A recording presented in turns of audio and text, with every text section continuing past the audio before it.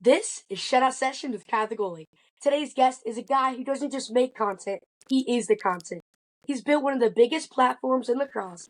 He's got top players, coaches, and prospects from all over the country showing up on his channel. He's the host of the Mitchell Pehlke Lacrosse Show on TLN. He was the cover of the USA Lacrosse Magazine. He brings the hype, he brings the interviews, and he's not just doing that. He's also shooting on 12-year-old goalies from 8 feet away. Let's welcome Mitchell Pehlke. How are you doing today, Mitch? Let's go. The legend, babe. This is something I've been looking forward to for a bit. Met you this past summer at one of my camps, and we've been going back and forth online here and there, man. I'm excited. KyTheGoalie, Mitch Pehlke in the building. I'm excited for today. This will be a fun little convo. Yeah, I'm super excited. All right. Who first introduced you into the sport of lacrosse? Yeah, my dad actually was the first. My dad was actually a legendary player. He's actually right over here. I'll point over. I got the pops on the wall. So that's him from back in the day, Kevin Pehlke. That's his name. And, was a fantastic parent and teacher that I had in the building every single day, right? Who else would want a dad that was a great father, but also a great lacrosse player? Like, he was a 4-time All-American. I always tell people, like, he was Schellenberger before Schellenberger at Virginia. And still in the record books, like, still the guy, but, like, he was the one that really showed me how to play, right? Like, how to be a great teammate, how to, bust your butt in practice every day. Like, without him, I definitely wouldn't be here without the sport of lacrosse for sure, Kai. How was that mentorship growing up with your dad on your side? Like, what did he say to really drive you and get you into the sport? Yeah, I think the biggest thing was, like, when you meet me, and you probably saw a little bit of this at the camp, right? I can't sit still. So he knew that from the jump because that's how he was. And he even told us, you guys are never going to play baseball. You guys don't have the patience for it. Like, you're going to attack this thing in the lacrosse front. And I'm just like him. So, like, lacrosse came so natural and so easy to me that I just loved playing it. And the mentorship was easy. It was like, in the house, he's dad. On the lacrosse field, he's coach. And don't get the line split, and we're gonna have a blast. And I don't know if your dad's the coach or helps you out in the cage, Kai, but whenever your dad's the coach, it's the pressure's 10x, and it's super hard. But I think that's made me into the player I am today. And without his mentorship on and off the field, I definitely wouldn't be the person I am today. Yeah, it's great to have someone pushing you. Like, we were in my shed, I think 3 days ago, and we were doing back squats, and I was like, literally, I was on like my 5th rep, and I didn't think I could keep going. And my dad was spotting me, and literally he was like, "You got one more, you got one more," and he just kept saying, "You got one more." And I think I went into failure, and I had like 10 reps. And I really think that dads are there to really push you to your limit, and it's great to have that mentorship there Yep. for young players that are looking for growth in the sport. 100%. I think it's important too, right? Like, dads are dads if you play lacrosse or not, and I think it's important. And obviously, just like, they're your everything, right? They're half the reason you are and you the way you've grown up. And I think we can go on and on about the people we're trying to become, and usually that is our dad, right? All right. Growing up, what was the competition like around you? Yeah, I think it was.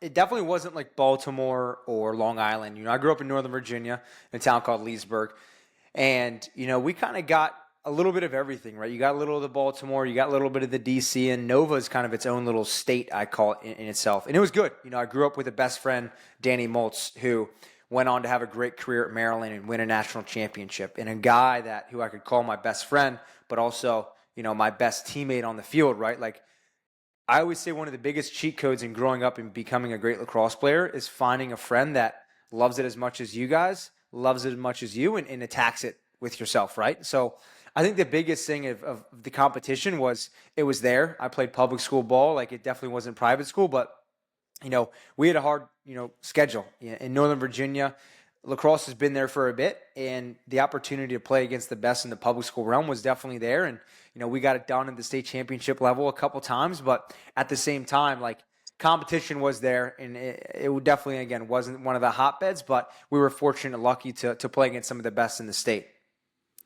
That's great. Is there anything about young Mitch that people wouldn't really know? Yeah, I was really shy. Every cat that knew me from back in the day is like, they don't even believe this is me because I was like the shyest kid ever.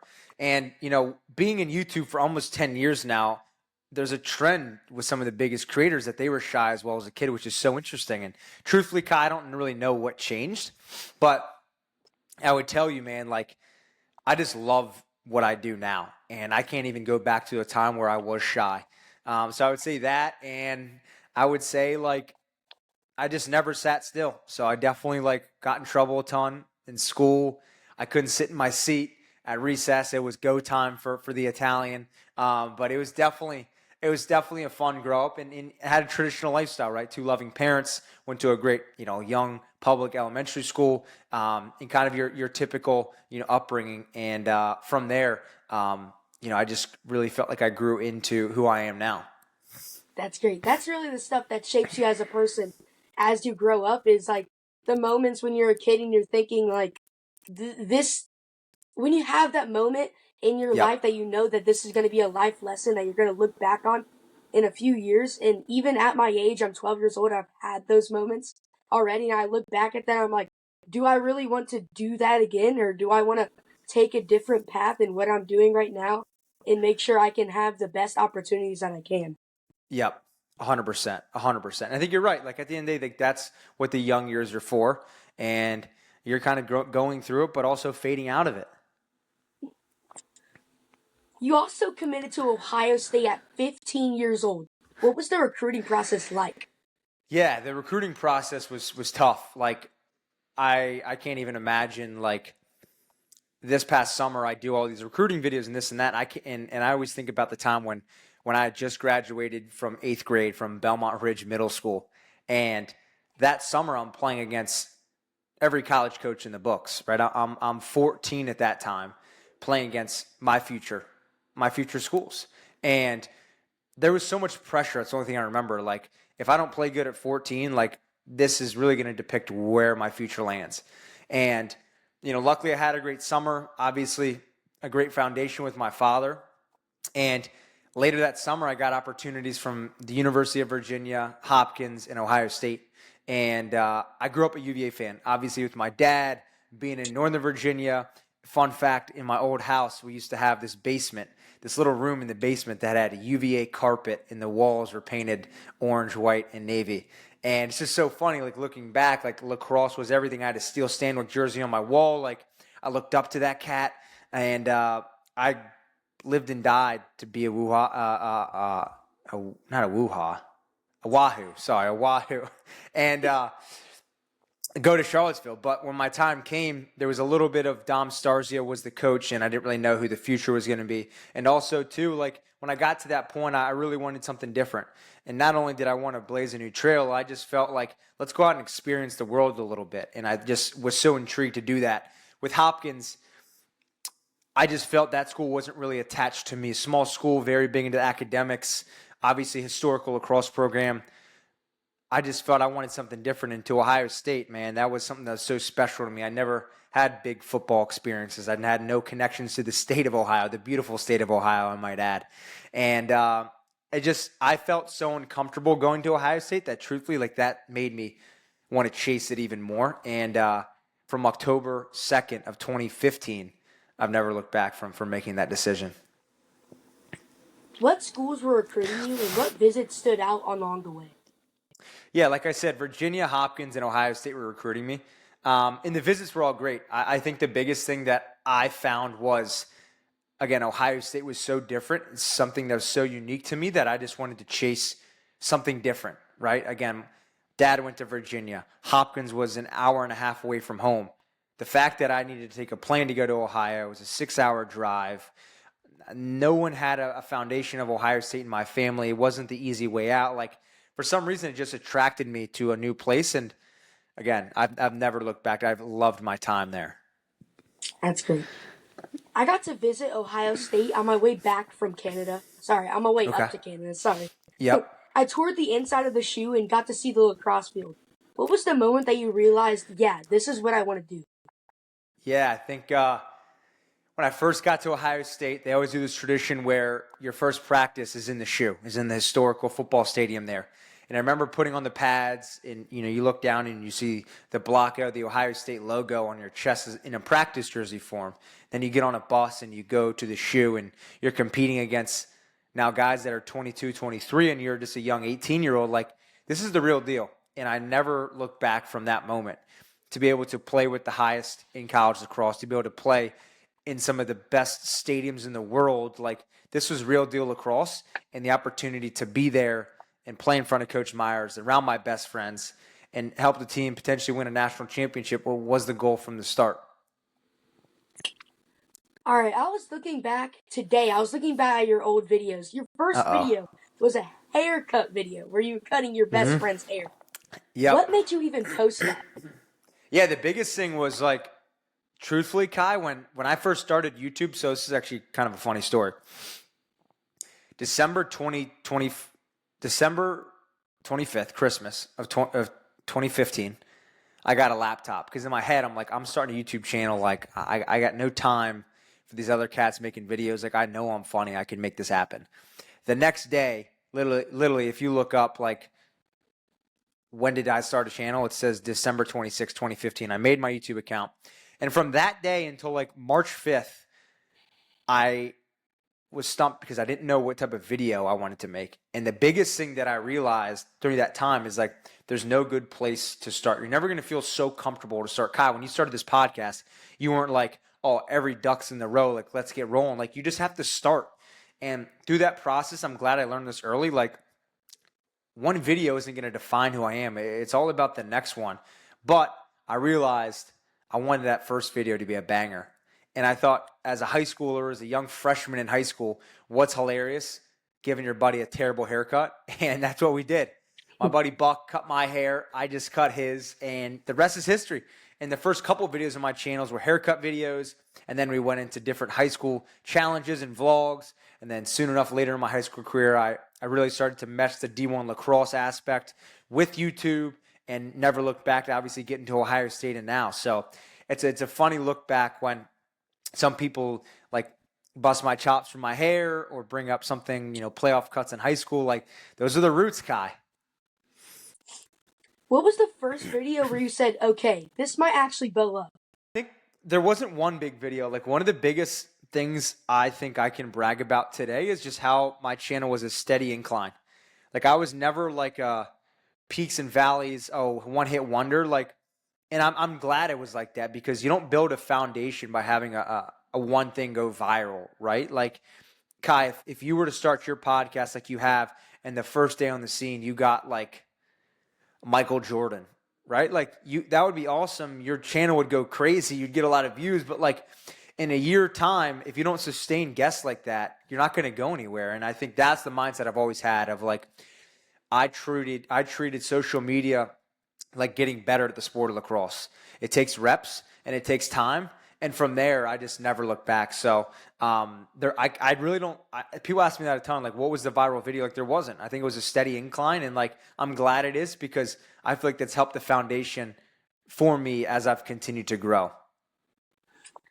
That's great. It's especially with podcasts and long-form videos like you started your channel with, you really have to do one video at a time, because editing a long-form video is a lot of time and effort. So if you really just go one step at a time, it's better to grow like that rather than, just blowing out content super fast and without really thinking about it. It's guys to grow your content like that. 100%. When did you decide to take YouTube seriously instead of just messing around? I think, honestly, what happened was, I don't think too many people know this, actually.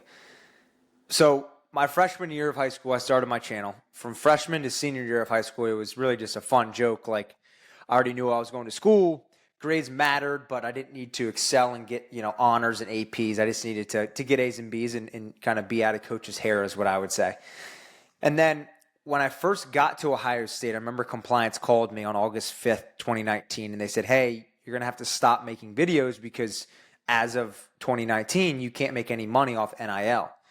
And I kind of knew that because of destroying an old YouTuber. You can kind of do the research. I don't need to get on here. But essentially, NIL opened up because of him and blah, blah, blah. But I knew I had to stop. But I think the thing I didn't realize was how much of like my soul, my passion left my body. And that freshman fall, like I created like 3 videos. I had to work with so many loopholes with compliance and make sure like the videos were all set and were legal to put out. And then I go home for winter break, and then I go back to school, and I'm there for 2 months, and then COVID happens. And then I get sent home.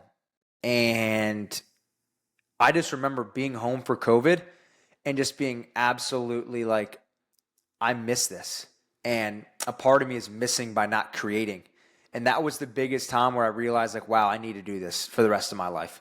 And really, I say that I've been doing it since 2016, but I really started to take it serious during COVID because I just missed the passion of creating. And, you know, my goal during COVID was, hey, let me go all in on this thing. So by the time I graduate, it can walk on its 2 feet and I can obviously do it full time. Yeah, I was actually reading your USA Lacrosse Magazine here before we actually started. Let me see if I can Let's find the go. page real quick. Sorry, What was your favorite part of the magazine? I'm going to show it to you right now if I can find the page. USA Lacrosse Mag. For all the fans out there, that was a huge aspect for me in my career. I was so excited and really a dream come true. On page 42 of USA Lacrosse Magazine, you were quoted saying, "You're just so hungry and energized." Sorry, this isn't you. This is just a part of your section right here. It says, Yep. "You're just so hungry and energized every single day. I wake up and I cannot wait to entertain whoever's out there." That's amazing. That's an amazing mindset to have when you're just creating content or doing anything in life. That's an amazing mindset to have just for anybody out there, just to put your word out there. I thought that was really, really cool when I was reading that. Thank you, Kai. I appreciate that. Who were some of the creators you watched or studied early on in and outside of lacrosse? Yeah, truthfully, I wasn't like the biggest lacrosse creator watcher. Like obviously Colin and Samir legends, Rabel back in the day with just like how much he's posted, which is still nuts to me. Like I always say, and I think I said it in there, like I think he is the Michael Jordan and Mr. Beast of the sport, right? The best player ever, but at that time producing the best content. And like I can't even imagine being a pro athlete and creating at the same time. But I would say outside of that, like it wasn't anybody too big. Like I loved watching like, and this is 10 years ago, family vlog style channels. So like Roman Atwood vlogs or Shay Tards or BF First GF, like all these cats that don't even really exist anymore. I loved watching. And I think I loved it because it was just so natural and real. Like those style of channels was just pick up, record, a little bit of editing, and we're posting. We're not doing effects and all these graphics and everything. And I think I was so attracted to that because it was just so real and so honest. I think a guy that has forever kind of changed my way of creating was Casey Neistat. He was one of my biggest inspirations growing up, and I remember seeing one of his daily vlogs of him creating a hoverboard, if you remember those, and putting it on a sidewalk and doing all these crazy things. And like, it was just so unique to me that it's brought so much inspiration. And again, like with my mom being Italian and a ball buster, she was like, look, no one else has an interesting life just like yours. Like go out and create your best life and go have fun with it. So I think the biggest thing is I love to watch content, but I don't just watch from a fan. I want to see how I can incorporate what they're doing into my own. What made you want to blend lacrosse into mainstream YouTube style instead of just using drills and highlights? Yeah, I think the biggest thing was just like, I think I'm a creator first. And that might seem a little bit weird, but like, I think I just know how to tell a good story. And the fact that I play lacrosse is essentially an add-on. And obviously that I don't want that to go undermined of my talent and everything there. But I think at the same time, like, there's a reason you've seen so many people come and go in this lacrosse space because like, it's not the sport, it's storytelling. And storytelling in this sport, if you don't know it, is very hard, right? It's not like basketball and football where we grew up as fans and we kind of know everything. Like, you got to be in the inside of this thing to really realize it. And if you're on the inside but don't know how to storytell, like that's half the battle. So I think storytelling for me has always been at the core. Yeah. Since lacrosse is such a small sport, what's the hardest part about building a channel on such a niche sport? Yeah, I think one of the hardest parts is like like you might think there's not that much content, but there is. And I think the hardest part is you having to think about that, right? Where football and basketball, there's so many ideas, so many opportunities, so many storylines. But for lacrosse, I think there's a smaller circle, but there's more opportunity to create great stories. And I truly think so because like I'm a fan of this sport. I love this sport. I grew up playing this sport. I won't ever stop talking about this sport. But just like us, Kai, like we're creating content in the sport of lacrosse. Like where else would we rather be? So I think from the aspect of just creating around a sport that we love. And again, I truly feel, and I think I said this in the magazine, like if you love something, it feels like you're never working a day in your life. And like I always feel like the fact that I love this business and I've created it, like there is no such thing as burnout because I just enjoy it. And I think the thing for this is just, it's lacrosse at the end of the day. Like, let's go out, pick up the stick and have fun with our guys. And like, that's honestly a big reason why I started the camps, right? Like Kai, you, or any other kid out there, I would never have the ability to connect with on the field and coach them up if I didn't have an opportunity to put on an experience, right? Like my camp. So that has been probably one of the most fulfilling things I've ever done and created. And like seeing you last year in person while knowing you have the social presence, like to me, that was amazing. And the fact that we did 12 cities last year and this summer we're going to do 20, and I'm going to be able to, talk and coach to different kids up to Seattle, down to Orlando, up in Boston and Denver. Like to me, that is like the most fulfilling thing and like the thing that really kind of energizes me to continue to go. That's amazing. Early on, how did you get over the fear of just posting, and not worrying about the haters or doubters? I think it's because I have an Italian mom. Like I think I say that a ton, but like Italians, like especially Italian moms, like they think their son is like the greatest thing from sliced bread. Like I could do anything wrong and my mom would still love me and treat me like I'm the best thing on earth. And she honestly pumped my tires so early growing up of being like, you're the best kid out there. Like your life's more important and better than all these other cats. And like that really gave me a bunch of confidence. But I think at my core too, like you have to know going into this game, like people are going to talk so much. And there's going to be so many opportunities for people to shame on you and talk behind your back. But like at the end of the day, like you got to do you. And this is something I tell, creators on the rise or anyone that asks me, oh, I want to get into social media. I'm like, then start. But the biggest thing that holds people's back is what people talk about. And I think at the end of the day, like if you want to get into social media, you got to not think what people think. And that's it. I think that's really it, because I think social media is a game where we can continue to bash on others, but when you have the relief of not worrying about others, then that's where the success starts. Yeah, my dad says this constantly. If you're not having haters in your comment section, you've got to be doing something wrong. You're not reaching as many Exactly. people as you once were. Because I always have like one person or two people or three people in my comment section saying, like, you're not going to be good. I scored on you in that one tournament, that one time last year. And they always bring up these one times, but they don't bring up, when I had that shutout in that one game. People are always going to Yep. put you in the scene that they want to that they want to see you in. They're not going to put you in the scene where I made a save. They're going to put you in the scene that they scored on me and something like that. And you're always just going to have to deal with the fact that there's going to be people out there that are going to be hating.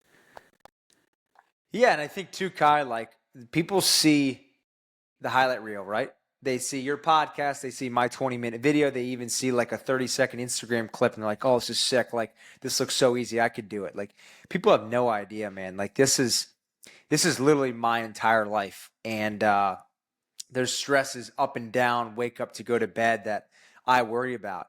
And but I love it. And Kai, like for you, like as you continue to grow up, like if you still have this passion, like don't be afraid to pour everything into it, man. Like you do a great job with what you do. You're getting a way younger start than me and anyone else in the industry. Like you're going to be very successful. But at the end of the day, I think what people and sometimes parents don't realize, especially more playing, is like the burnout aspect, right? Like I think the thing where people get it wrong and twist it is like if my kid doesn't want to be a D1 lacrosse player, like let's not push him to do that. Then I think that's where burnout slowly falls in. Yeah, that's great advice, and thank you. Explain the grind, coming up with ideas, filming everything yourself, and editing nonstop. What was that hustle really look like as a small creator? Yeah, I mean, it looks like everything, right? It looks like I'm the filmer, it looks like I'm the editor, I'm the producer, I am the script maker, like I'm the everything. I started in 2016 and I did everything until 2021.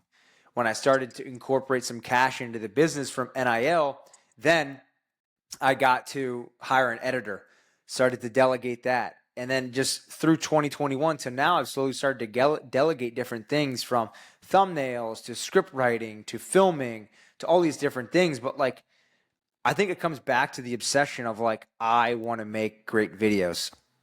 And if I'm not doing that, then somebody else is. And like I said in the magazine, I'm not letting that fifth grader take my spot in a couple years, right? And I think it's so true because like it's just who I am. And I love this thing. And the day I don't want to make videos anymore will be the day that I might make a, hey, thanks guys, but it's been a great career, but I'm out.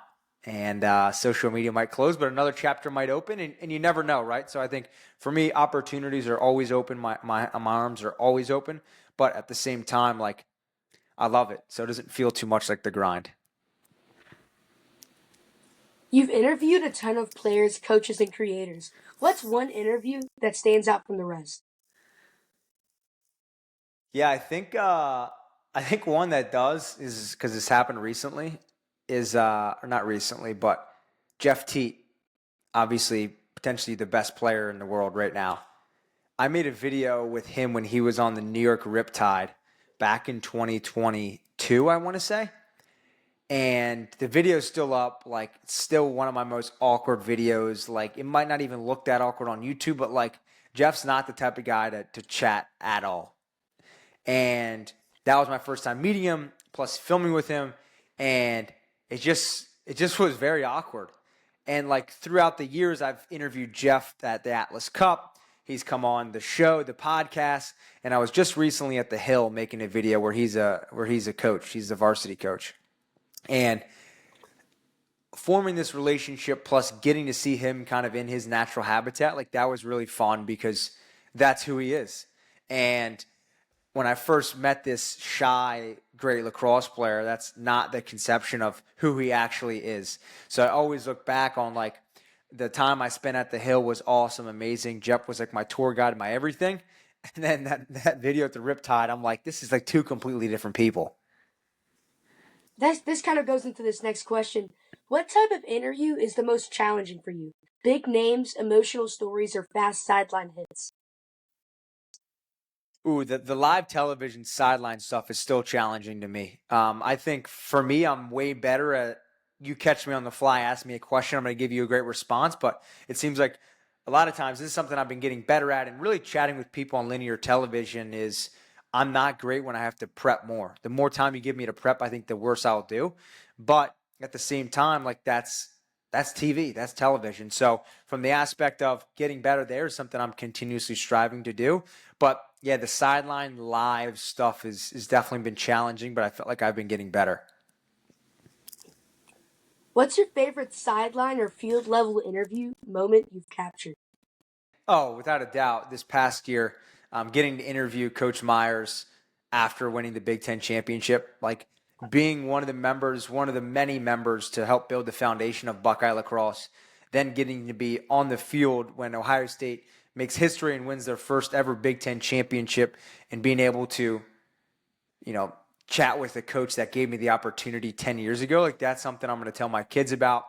It's a full circle moment for me, even though I wasn't on the field playing. I was there with my coach, and being able to see past teammates, hold up the Big Ten trophy and get a ring was something so special. Yeah, I interviewed Coach Corrigan. Go watch that video if you haven't already. We'll probably link it down below. Go watch that video. It's a really good interview. We got there early. It was the first day, so all the teams are practicing. We're the only one in the stadium. All the teams are practicing, and I caught Coach Corrigan after the practice, and we get a quick interview, and it was one of my favorite moments that I've had like on my on my entire like content creating journey, and that was a cool moment to capture. Sorry. I like that. What's it like hosting the Mitchell Pehlke Lacrosse Show on the Lacrosse Network? Yeah, that's fun. I think, I said this in the magazine as well. Like, that's been a place in social media that I felt like I wasn't at yet, a medium that I wasn't really giving the Mitch Pehlke brand to. And, realistically, I just never felt it was the best time for it. And I think the reason is because I didn't have the production and the help that I thought I needed. And, Paul Rabel and I had some conversations really the year it turned 2023. I knew I had 4 months left. He's obviously was watching the channel, and he was like, I think we could do something special when you graduate. And that summer I was busy on the travel tournament and camp grind that we ended up getting together over Thanksgiving in 2023.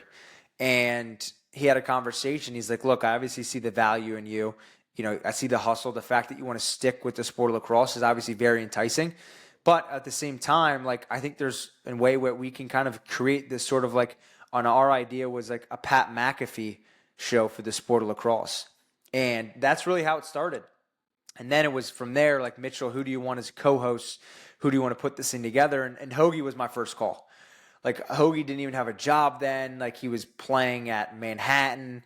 And I just knew from the bottom of my heart that, like, Hoagie would be my guy. He's always been my guy, right? Everyone knows him as Craig Allen, Hoagie. He is the guy in my videos, and he's a lax rat. I knew he'd bring a ton to the table. Dukes, I think, even us out with his comedic relief. Dukes doesn't really come to any of the pre-show meetings, which I'm totally fine with, because when we click record and it's go time, he kills it. And Kev, I think, is a lot like Hoagie in that way, where he is a prep guy, he's an analytic guy, he's a lax rat guy. And I think we have all these different personalities talking about the sport we love. Like, this is a show that I see has potentially one of the longest runways of the things that I do. Like, truthfully, to be able to one day go to every of the big college lacrosse games each week and put on a show is something I dream about. And to be able to be this sort of college game day for football, but for lacrosse, and do it with the PLL as well, is something that I really want to get to. And I think it's one of those things that as the sport grows, so will the show. And, we can't predict too much of what that looks like. But I think at the end of the day, like, I really want to get to a point where we're traveling with that show. We're seeing fans in different cities, and we're putting on an experience before the actual game. On the podcast, is there one interview moment or question you would just like to redo for fun? Yeah, I think one of the things that we're honestly trying to work through is, like, sometimes when we get these players, whether they're college or pro players, we get so much of what I call coach speak, and they answer the question so formally, and you don't really get to have fun with them. And, like, whenever I walk away from an interview and a guy just gave me coach speak, sometimes I'm like, did we just waste our time doing that? Because, like, what is that really going to tell and show the audience about what we're doing? And like, for us, like Kai, like me and you, like, I want to have a fun conversation, bust some chops, and overall have a laugh. Like, that's what the Mitchell Pehlke Lacrosse Show is all about. I didn't create an X's and O podcast to talk about how many times Connor Schellenberger shot overhand versus underhand. Like, I have no desire to do that. And I think me as the host, like, it all falls on me of how the show produces, right? So to get to a point where I can continue to help my co-hosts out, help the pre-production meetings, and ultimately get to a point where I'm satisfied about the content that's going out, and ultimately teeing up the interviewee of what that question is going to look like to help them answer it in a better way to overall get better content. So, long-winded answer of there's not one. I think there's a couple I look back on. I'm like, I don't know if that guy gave me coach speak or that was because of the questions we asked. It's great to look back on what you could have done better and what you did good too. It's really great to look back on reviewing what you've done in the past, whether you did something good or whether you asked the wrong question at the wrong time. And you can either continue doing the stuff that you did right, or stop doing the stuff that you did wrong, or do it better. So that's great to go back and learn from your mistakes. Definitely. Who's the most memorable TLN guest and why? The most memorable TLN guest is probably, oh man, I love always talking to Mike Siss. I think Brett Dobson's a character. Asher Nolting. Man, Kai, does one come to your mind from watching this show? I like the one that you did with Brett Dobson. That was really nice. You know, Yeah. I got the Brett signed ball back there, back when you wore number 39 for the Georgia Swarm. So Dauber has been like a big mentor throughout my career, and it's just great because seeing him on other podcasts gives me ideas to ask him questions too. And as we're just talking during the sessions we have when he's coaching me, it's great to just talk and like chat it up. Like you said, with all these people, just so you can know that like these people are human, they're past, like under their helmets. So it's really nice to get to know those people. 100%. Who's your dream guest for the TLN show if you could book anyone in lacrosse? Oof. I mean, I feel like we have such a good, I think the connections that I've made throughout the years, plus the connections that the Lacrosse Network has, plus the league, like I feel like we've kind of gotten almost all the top players, right? I don't think there's a guy I wish I could have. I feel like we've kind of already gotten there. Now it's like, how do we create these conversations better? I think a guy in the sport of lacrosse that I would want to get on that played back in the day. I just made a video about this. This is a sneak peek, but Glenn Powell, you know who that is? One of the Powell brothers? No. Glenn Powell is it's like one of the hottest dudes in the world. And he just played in a bunch of movies. He played in the Chad Powers movie. And he's a big lacrosse guy, and I would love to get him on to kind of have a conversation. But I think it's those guys. It's him. It's like Bill Belichick.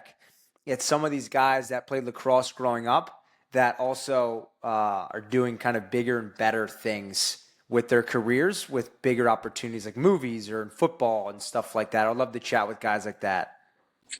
You started the Mitchell Pehlke lacrosse experience a couple of years ago. What did the turning point really decide that you said you really want to do those camps?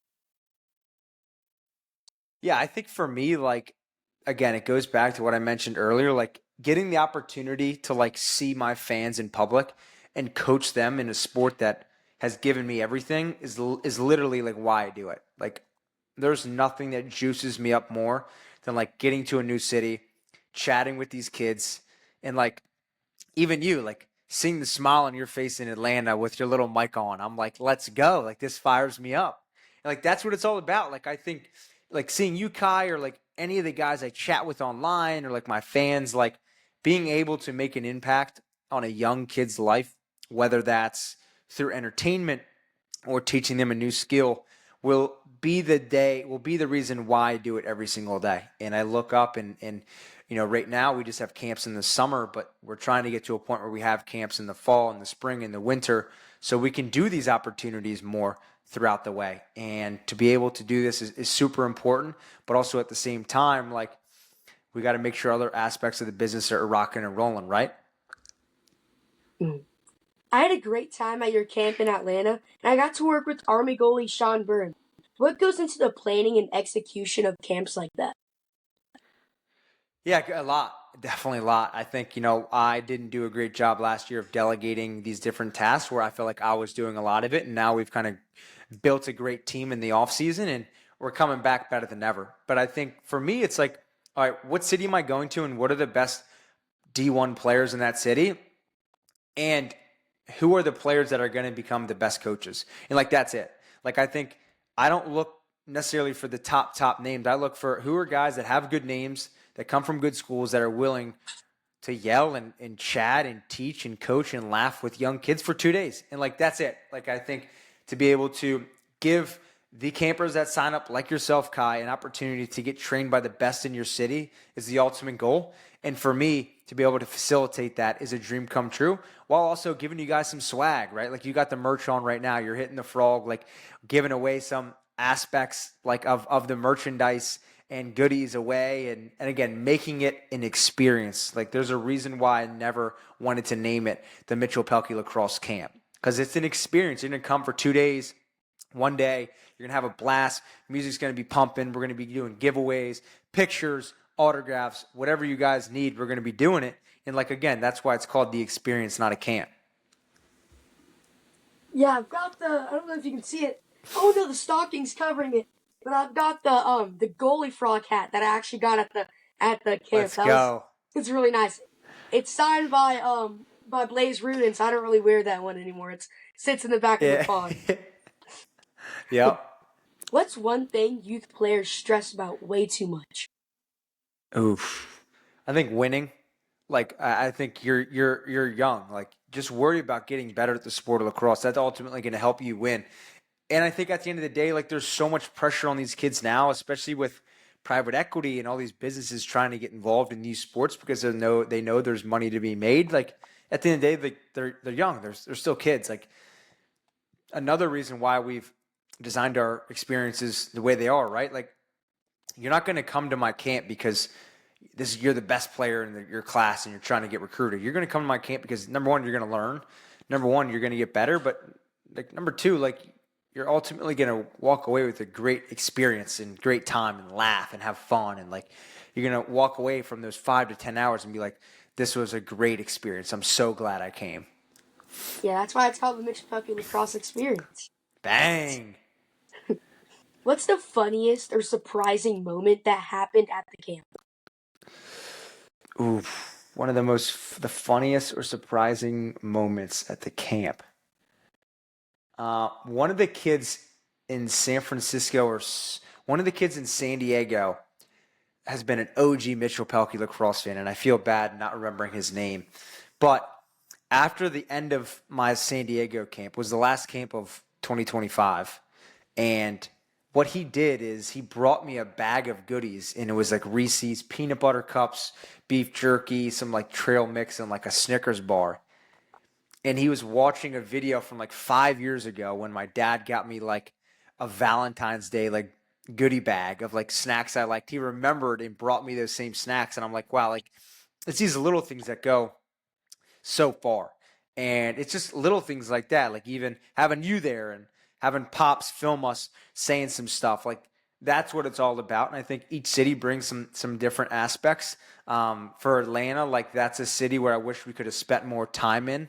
But in the earlier part of the summer, we kind of have this mini Southern tour where we're going from, this year we're going Richmond to Charleston to Atlanta, then to Orlando. And there's not a lot of time to hang out, but I think that's an aspect where I want to be. When you're coaching, what's your go-to message to a kid trying to improve fast? I think you just got to figure out like what his pulse is. Like, is he struggling and you can kind of see it on his face, or is he almost getting it?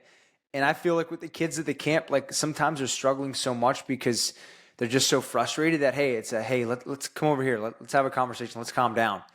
And let's just talk through it. Like, I think that's a lot of what it is. And to be able to be a good host and a good coach and soon enough to be a great husband and a great dad, like those are the aspects that I think every person needs. And I think, from what I've experienced coaching the kids at the experience, like you need all that. So to be able to sit a kid down and just have a chat, make sure he's good, and then teach him how to pick up a ground ball or how to shoot, I think is the way to go about it, and not continue to drill into these kids. You need to do it like this. Again, you're not coming to my experience because of that. You've done some wild challenges. You became a goalie for a day at a D1 practice and undercover videos. How do you come up with those ideas? Yeah, the ideas aspect is the hardest part for sure. Like, I think I just continuously think of ideas, continue to write stuff down, and continue just to think about other things that are going on in sports and in lacrosse. But ideas, Kyle, are like the hardest thing. Like for you, like reading questions right now, like that's probably one of the hardest parts of your job, right? Is coming up with great questions to ask whoever you're interviewing. And for me, it's coming up with great ideas to whoever's watching to be entertained. How did the shooting ideas with Chloe Humphrey start? First of all, she's a legend. Like, I think she is going to be a massive face for the sport. She has every aspect going for her, and the fact that she's still young in her career, like, I'm wishing her nothing but success, and I'm excited to watch and see how her career ends up. But all it started with is actually last year in the spring, Hoagie and I were at the national championship for women's, and obviously men's were at the same place in Gillette. And we were actually in the press conference after UNC women's lacrosse just won it. And fun fact is Jenny Levy went to college with my dad. So they did the press conferences and that. Then they were walking up, back through all the seats and everything. And they're like, and Jenny was like, "Hey, Mitchell, like, I'm Jenny. I know your dad really well. We went to Virginia back in the day." I'm like, "Hey, congratulations on just winning the national championship. Like, I love what you guys are doing. You guys had a great, successful year." She's like, "When are you coming to UNC to film something on the women's side?"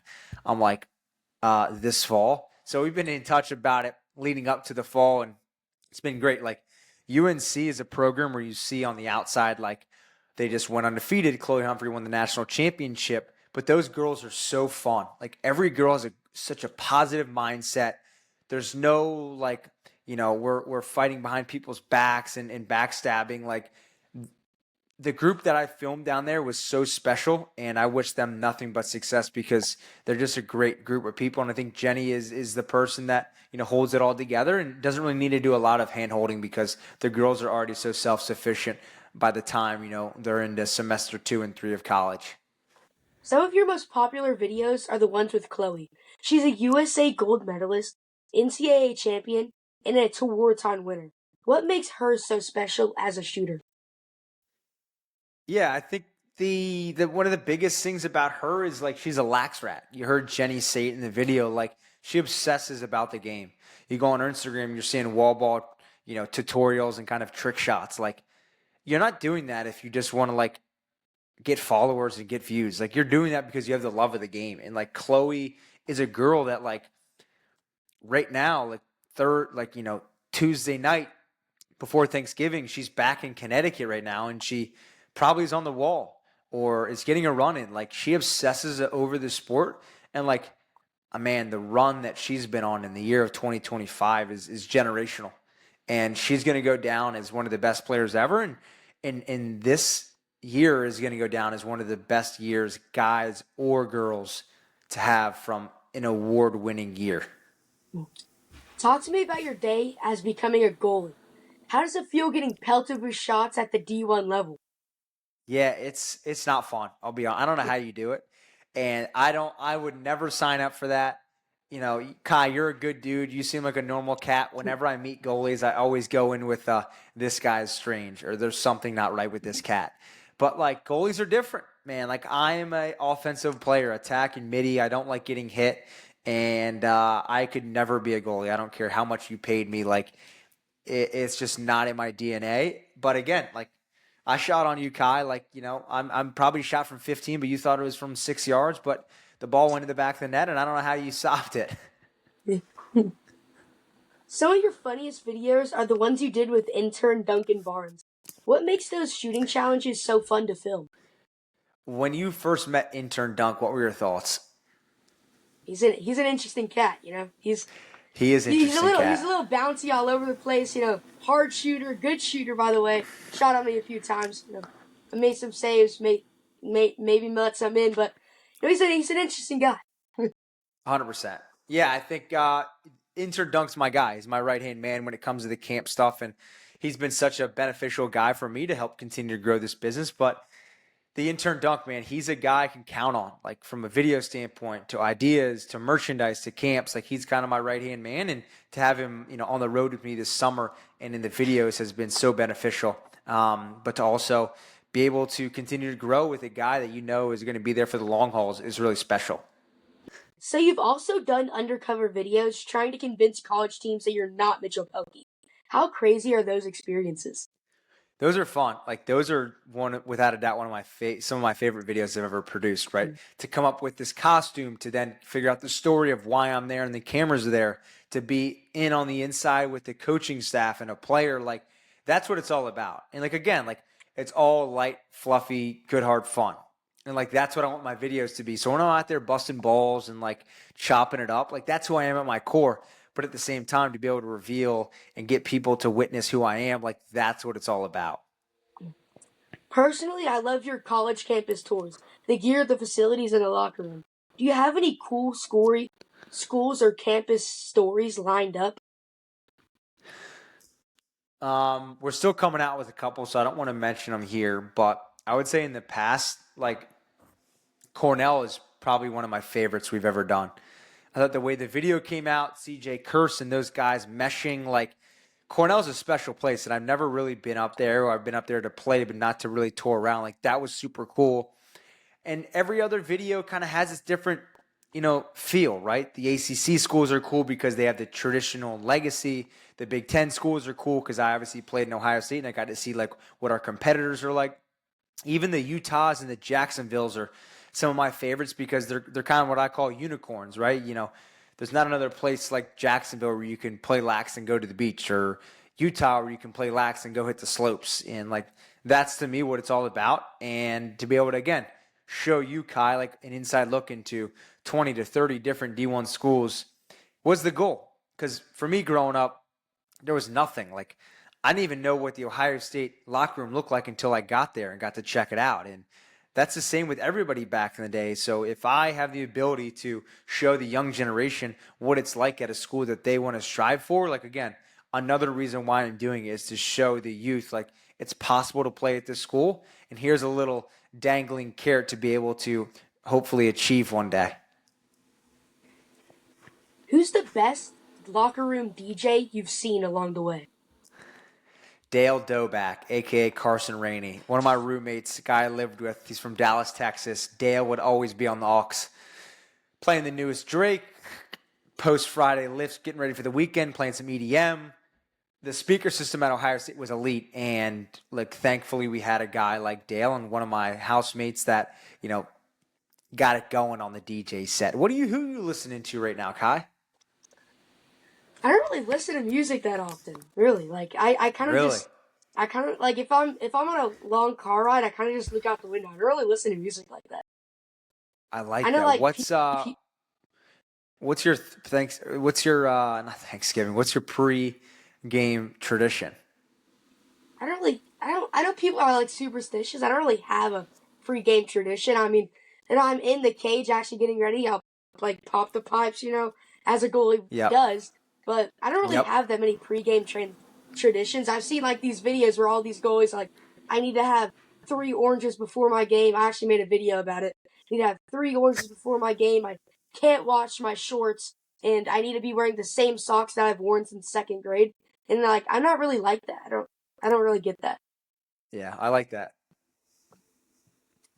If you had to switch positions for an entire game, which one are you picking? Oof. I think I'm picking defensive midi. I think it's one of the hardest one of the hardest positions in the sport, but also one of the most, like, I don't know how to explain it. Like, you don't need a lot of skill to play it, but it's also one of the most, like, rewarding positions you can play, right? Imagine stopping, like, a Michael Sowers when you get pushed on him, or like a Trey LeClaire, or like a Matt Campbell, right? Like, that's got to be so rewarding to do it with the same stick and the same everything as the guy in front of you. I think D midi, and also I think I picked that because I could never be a D midi. All right, so right now we're in the woods. Picture it in your head. Who would survive the longest? A goalie, a face-off guy, or a pole? A goalie. A goalie. Definitely a goalie. Yeah. Again, you guys are strange cats. Like, you guys don't need a lot. You guys are chill. You guys just do your thing. And like, you guys are already solo out on the field. I think you guys would be just fine once the defender and Fogo pass away. Gosh, what's the worst lacrosse trend that's happening right now?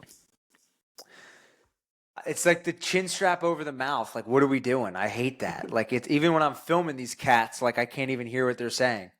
That, or like, I don't love the sag of the shorts. Like, I think it's just like trends in life. It used to be like high shorts, double rolled. Now it's like, let's go below our kneecaps. The socks continuously change. It's used to be mid calves and some ankles, and then no shows. So I don't know. Like, I think sometimes the eye black can be excessive, but like I think it's kind of funny sometimes. And I don't know. What about you? What do you think, Kai? Yeah, like you mentioned, I don't really like the sagging. That's kind of weird. If you're sagging, that's your thing. But I will not be joining you on that. I'm sweatpants guy in the Yep. cage. But for D middies, no show socks is absolutely disgusting. If it looks Yes. like you don't have socks on and you're like free dogging your cleats, that's kind of disgusting, in my I opinion. feel that. So I feel that. yeah. It also gives off some D midi energy. It's like Yeah. You got to kind of stay in your lane, you know? yeah, yeah. What's the most underrated skill in lacrosse that nobody talks about? I think it's just the hand eye coordination. I think is so big. Like you got to have it, no matter if you're playing like any position. Like I just said, in D midi, you don't need to have that many skills, but like you got to know how to catch a ball in a clear. Or if you're on a fast break, you got to know how to shoot the ball, or you got to know to pass to the point guy. So I think hand eye coordination goes really well, and I think one of my favorite aspects about the sport is how much of a melting pot it is from basketball and hockey into a sport on the land, right? And I think that's one of my favorite aspects. But I think also if you're playing goalie, you got to have toughness. This portion of the show is sponsored by Gooseett Company. Get your hats, shirts, hoodies, and all Gooseett apparel at goosettcompany.com. Now let's get right into Rip It or Skip It. All right, this is time for my favorite segment on the entire show, Rip It or Skip It, sponsored by Gooseett. Got the Gooseett hat on right now. Got the Gooseett hat on the Christmas tree. It's right. Yeah, it's right there. There we go. Gooseett hat on the Christmas tree. It looks really nice. You like the Christmas tree? Got the whole Christmas Yeah, I vibe. You like it. like it? You're real festive and everything. It looks good. I'm excited for this Yeah. segment. I saw this on the script, and I love these kind of fast hitters. All right. Rip it means you like it, and skip it means you don't like it. Let's get right into it. Goalie for a day at a D1 practice. Skip it. A full video where Duncan Barnes is in charge of all content ideas. Rip it. A video where you switch roles with a college coach and run an entire practice. Skip that immediately. I'm not there. Shooting challenge, but you only get scored on using trick shots. Skip it. A challenge where the loser has to eat a gas station meal of the winner's choosing. Ooh, rip it. I like that.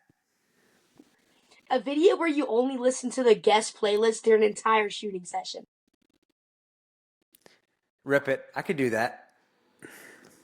Super long socks on a midi. A skip. Immediate skip. If your socks are going above the middle of your shin, you're a squid. You're gonna have to tell that to my West team. We got a couple of guys that got their socks like up to their knees up there, and it's getting to the point of excessive. That's bad. That's not good. That's not good. All right, that's it for Rip It or Skip It. We're going into the second favorite part of the show. Start, bench, cut. Island Survival Edition. We asked this to Kevin Boylard. It was a very controversial question he put me in the under. comment section. That was one of the first clips I saw, and he kind of put me under quick, and I was kind of devastated. Like, that's my guy. Like, I think highly of him, and, we had some words offline, but no, I'm just kidding. It was funny, so I'm excited. I'm excited here. You're stuck on an island. No food, no water. Who are you going to help to get off the island?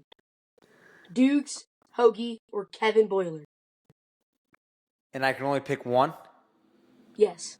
To help? Yes. To help you get off the island. I gotta go with my day one Hoagie. You can't switch up on your OGs, Kai, and I want you to remember that as you're continuing to go through the ropes of life. The guys that were there for you for day one, don't switch up on them. So I gotta go with my guy V. And look, Dukes and Kev, they're smart. Kev played lacrosse in the 90s. Dukes, we don't know if he even played the sport. They'll figure it out. But Hoagie and my guy, like, we're off. We're on the jet skis, and we're giving these guys a piece. Dang, ruthless out there. Oh my gosh. Just leaving them. All right. Mitchell, you're one of one. You're paving a lane for content creators, players, and coaches, and everyone in the sport. You're traveling the country telling your story and bringing energy that no one else can match. You've turned lacrosse content into something people look forward to every week. You've built a platform, a style, and a reputation that kids have to look up to. You've shown that hard work, creativity, and being yourself it can open doors beyond the sport. Thanks for inspiring the next generation. Thanks for growing the game. And thanks of dropping heat on today's shutout sessions. Thank you so much for Mitch for hopping on. And that has been Shutout Sessions with KyTheGoalie. See you in the crease.